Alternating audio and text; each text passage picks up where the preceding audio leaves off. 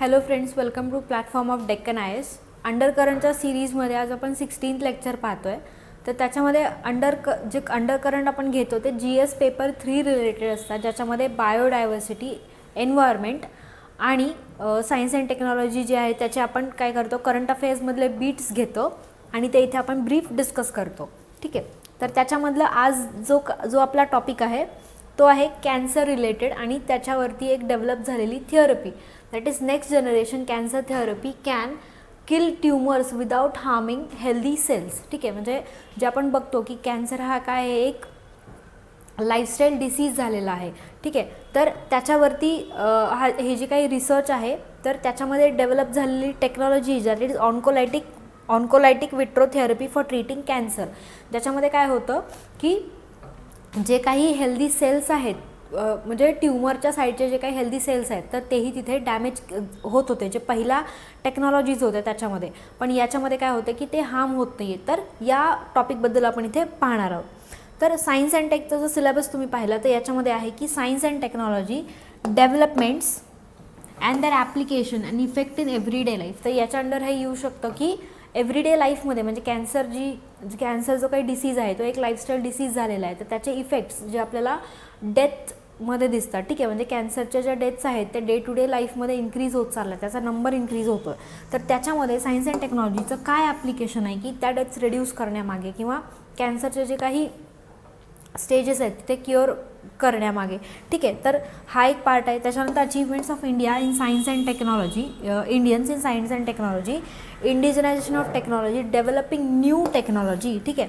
ही नवीन technology develop करणे आणि आपण जी टेक्नॉलॉजी इंडियामध्ये डेव्हलप करतो त्याच्यामध्ये इंडियन्सचा काय रोल आहे. त्यानंतर awareness in the field of IT, that is information technology, space, computer, robotics, nanotechnology, biotechnology and issues relating to IPR, that is nanotechnology आणि biotechnology हा या युनिटमधला एक कोर पार्ट राहतो. त्याच्यानंतर ITचा एक.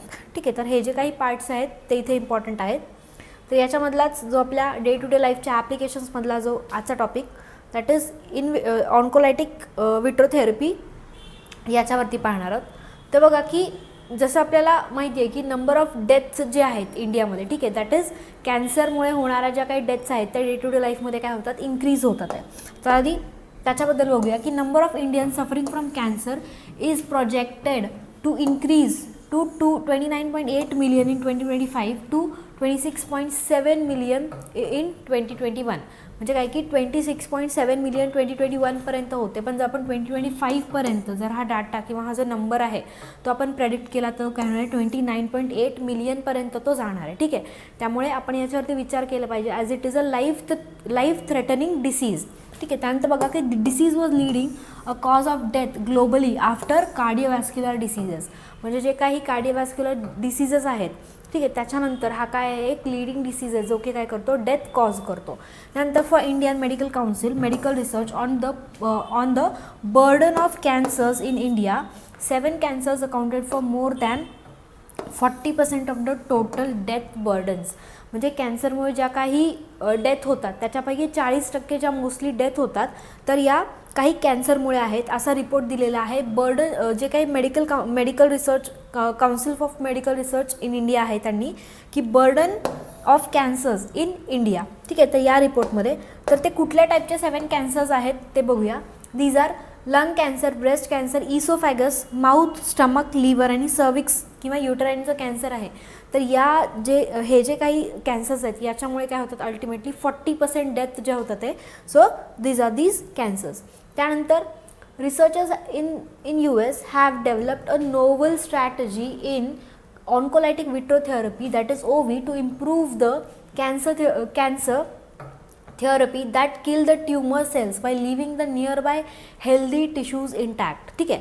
तर कॅन्सर ही जी स्टेज आहे ज्याच्यामध्ये काय होतात की ट्यूमर्स फॉर्म होतात. तर ट्यूमर्स आपण जेव्हा किल करतो किमोथेरपी किंवा रेडिएशनच्या मेथडनी, तर USचे जे सायंटिस्ट आहेत त्यांनी अशी ऑन्कोलायटिक विट्रोथेरपीची जी मेथड आहे ती डेव्हलप केलेली आहे, ज्याच्यामध्ये काय होतं की ट्यूमर सेल्स आहेत फक्त ते टार्गेट केले जातात आणि त्याच्या सराउंडिंगचे जे काही हेल्दी टिश्यूज आहेत त्यांना काही एक डॅमेज होत नाही.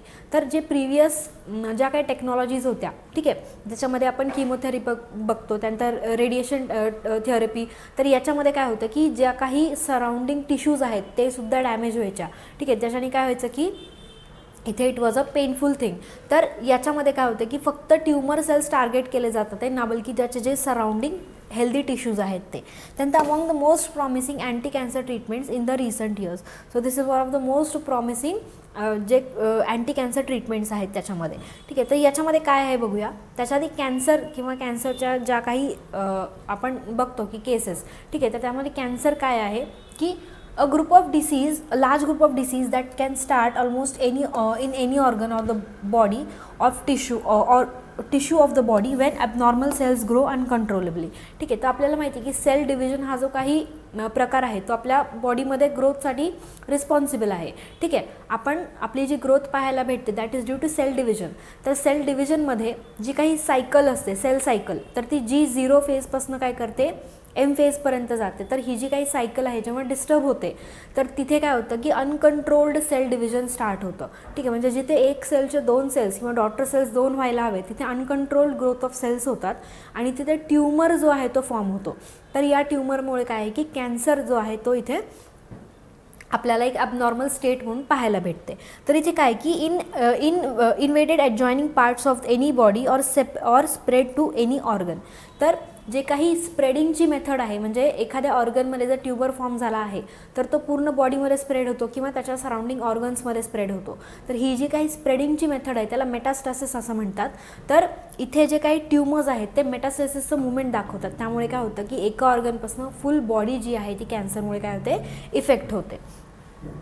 त्यानंतर one of the leading cause of adult illness and death due to chronic and non communicable diseases all over the world including India. तर नॉन कम्युनिकेबल डिसीजेसमध्ये heart attacks that is cardiovascular arrest नंतर जे काही conditions आहेत त्या कॅन्सरमुळे जास्त ज्या काही मॉर्टॅलिटी किंवा डेथ आहेत त्या काय आहेत की कॅन्सरमुळे सगळ्यात जास्त पाहायला भेटतं, जे की नॉन कम्युनिकेबल डिसीजेसमध्ये येतं. त्यानंतर lung, prostate cancer, colon rectal cancer, त्यानंतर stomach, liver, breast, lung, cervical and thyroid. These are some other types of cancers. त्यानंतर ऑन्कोलायटिक विट्रोथेरपी जी आहे दॅट इज OV, तर याच्याबद्दल पाहूया. तर आता आपण आत्ताच सांगितल्यासारखं की जे काही सराउंडिंग टिश्यूज आहेत, ठीक आहे, तर त्यांना न हार्म करता जो काही ट्यूमर आहे फॉर्म झालेला, ठीक आहे, म्हणजे कॅन्सरचा ट्यूमर किंवा a group of cells that are uncontrolled in division. तर असा जो काही ट्यूमर्स आहेत फक्त त्याच्यावरती टार्गेट करतं आणि सराउंडिंग टिश्यू आहेत त्यांना काही एक हार्म होत नाही. That are nearby healthy cells and tissues are intact, ठीक आहे. The treatment exerts in its influence by activating and anti-tumour immune response made of immune cells such as natural killer cells. तर immune response देणारे natural killer cells आहेत, ठीक आहे. त्यात these are T cells and B cells. तर याच्यामध्ये जे natural killer cells आहेत, ठीक आहे, तर आपली जी इम्युनिटी आहे बॉडीची ती 2 टाईपची असते, एक इननेट इम्युनिटी आणि ॲडॅप्टिव्ह इम्युनिटी, ठीक आहे. तर हे इननेट इम्युनिटीमध्ये येतात की आपल्या बॉडीचं जे डिफेन्स मेकॅनिझम आहे त्याच्यामध्ये हे सेल्स असतात जे की मोस्टली व्हायरससोबत फाईट करत असतात. तर व्हायरससोबत फाईट करणारे हे नॅचरल किलर सेल्स आहेत ज्यांचं काय आहे की इथे अँटी ट्यूमर इम्यून रिस्पॉन्स पाहायला भेटतो, जो काय करतो या ट्रीटमेंटमध्ये सगळ्यात इन्फ्लुएन्शियल पार्ट म्हणून इथे पाहिलेला आहे. त्यानंतर तर sometimes those natural killer cells limit the oncolytic virus so that the despite of exciting development in the OV field, the recent years there is no room for improvement to tackle these some limitations. ठीक आहे. तर यांचं काय आहे की natural जे killer cells आहेत तर इथे ऑन्कोलायटिक व्हायरस जे आहे त्याच्यामध्ये डिस्पाईट सम एक्साइटिंग डेव्हलपमेंट्स काही लिमिटेशन्स दाखवतात.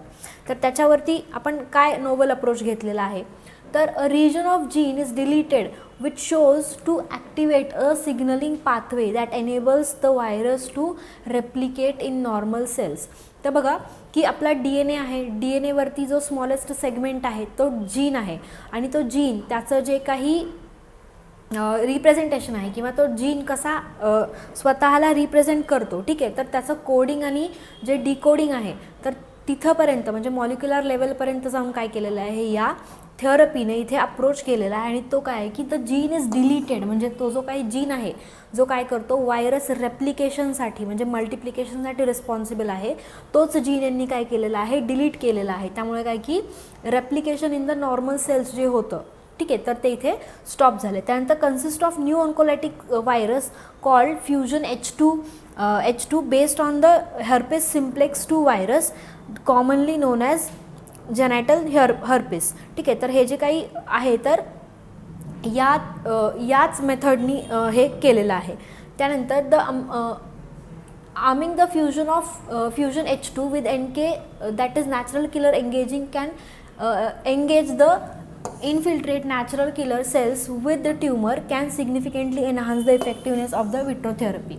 तर जेव्हा आपण नॅचरल किलर सेल्सला या फ्युजन H2 जो सिम्प्लेक्स फॉर्म आहे तर याच्यासोबत जेव्हा आपण फ्यूज करतो तर यांची जी काही एफिशियन्सी आहे या नॅचरल किलर सेल्सची, जो की व्हायरस आहे त्याच्यासोबत डिफेन्स मेकॅनिझम किंवा व्हायरसला किल करायची, तर ती इथे नक्कीच काय होणार आहे, एनहान्स होणार आहे.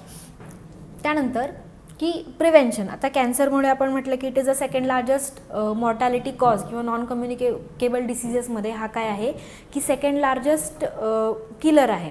तर याच्यामध्ये काय की प्रिव्हेंशन, तर between 30 to 50% of cancer deaths could be prevented and modified or avoiding the key risk factors. म्हणजे एकतर जे काही फॅक्टर्स आहेत ज्याच्यामुळे की कॅन्सर कॉज होतो तर ते फॅक्टर्स काय करायचे आहेत, टोटली अवॉइड करायचे आहेत. ठीक आहे, त्याच्यामुळे काय होणार आहे की 30 to 50% ज्या काही डेथ्स आहेत त्या इथे रेड्यूस होणार आहेत. Avoiding or modifying that is improving your lifestyle or totally avoiding those factors.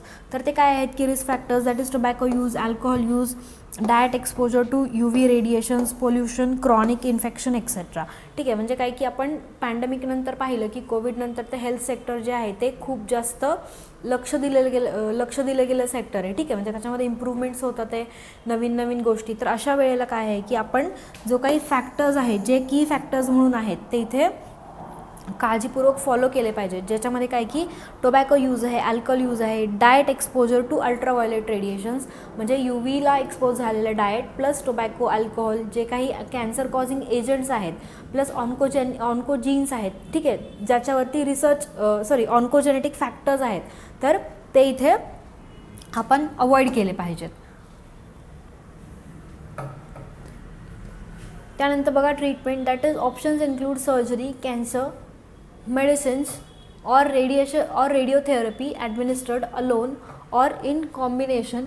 that is आपण पाहत असतो की शक्यतो तर जे कॅन्सर पेशंट्स असतात त्यांना रेडिओथेरपी किंवा किमोथेरपीच्या ज्या काही ट्रीटमेंट्स आहेत त्या चालू असतात इथे. त्यानंतर palliative care with which focuses on improving the quality of the life of patient and families an essential component of cancer care. तर कॅन्सर केअर म्हणजे काही prevention is better than cure आपण म्हणतो. तर we should prevent exposure to UV light, त्याच्यानंतर जे काही various factors आहेत तर त्यांना आपण अवॉइड करणं, आणि त्याच्यानंतर जरी कॅन्सरसारख्या जर स्टेजेस आल्या तर तिथे काय की ट्रीटमेंट मस्ट बी प्रॉपर. ठीक आहे, त्यानंतर रिलेटेड इनिशिएटिव्स, तर इनिशिएटिव्स काय आहेत की कॅन्सरसाठी आपण पाहिलं की US मध्ये जे ऑन्कोलॅटिक विट्रो थेरपीची जी ट्रीटमेंट आहे, ठीक आहे, तर ती इथे काय केली जात आहे. आता लार्ज स्केलवरती आपण पाहतो की researchers have been successfully doing this. तर दुसऱ्या काय गोष्टी आहेत ज्या केल्या आहेत तर national programme for prevention and control of cancer, diabetes, cardiovascular diseases and stroke. ठीक आहे, कारण कार्डिओवॅस्क्युलर डिसीजेस काय आहे की फर्स्ट रँकवरती आहे, जे आपण जास्तीत डेथ रेट पाहतो. त्याच्यानंतर काय की जे आपले कॅन्सर आहेत तर याच्यावरती काय की प्रोग्राम आहे, that is prevention programme and control. ठीक आहे, त्यानंतर नॅशनल कॅन्सर ग्रीड, तर नॅशनल कॅन्सर ग्रीड म्हणजे सगळे नॅशनल लेवलचे प्रोग्राम्स आहेत. त्यानंतर नॅशनल फार्मास्युटिकल प्राइसिंग अथॉरिटी, कारण काय की ज्या काही कॅन्सर ट्रीटमेंट्स आहेत त्या काय असतात खूप कॉस्टली असतात. Everybody is not at that level that can afford that. तर अफोर्डेबिलिटी इथे पाहून काय करायचं की नॅशनल फार्मास्युटिकल प्राइसिंग अथॉरिटी. ठीक आहे, फार्मास्युटिकल्स इथे काय म्हणतो की ड्रग्ज जे काही दिले जातात किंवा मेडिसिन्स ज्या काही दिले जातात. त्यानंतर international agency for research on cancer, तर इथे रिसर्च, कारण आत्ता आपण जो बीट पाहिला किंवा आत्ताच आपण टॉपिक पाहिला तर काय की रिसर्चमुळे आपल्याला कळलं की काय की कॅन्सर जो आहे तो आपण क्युअर करू शकतो without harming the natural tissues. These are present besides the tumour. तर अशाच रिसर्चला इथे काय करायचं आहे आपल्याला, आणखीन प्रमोट करायचं आहे. त्यानंतर नॅशनल कॅन्सर अवेअरनेस डे. तर आपण national cancer awareness day celebrate करत असतो, ज्याच्यामध्ये की कॅन्सर कसा होतो, त्यानंतर ट्रीटमेंट्स काय घेतले पाहिजेत, प्रिव्हेंट कसा केला पाहिजे, तर या सगळ्या गोष्टी आपण इथे सांगत असतो. ठीक आहे. तर these are some of the initiatives. तर हे आपल्या सायन्स अँड टेकचा एक छोटा बीट होता, ज्याच्यामध्ये आपण पाहिलं की जे काही ऑन्कोलायटिक व्हिडिओथेरपीचं इम्पॉर्टन्स काय आहे. ठीक आहे. आणि ते आपल्या लाईफमध्ये कसं ॲप्लिकेबल आहे. So it was in this lecture. तर नेक्स्ट लेक्चर घेऊन पुन्हा भेटू. Till then thank you.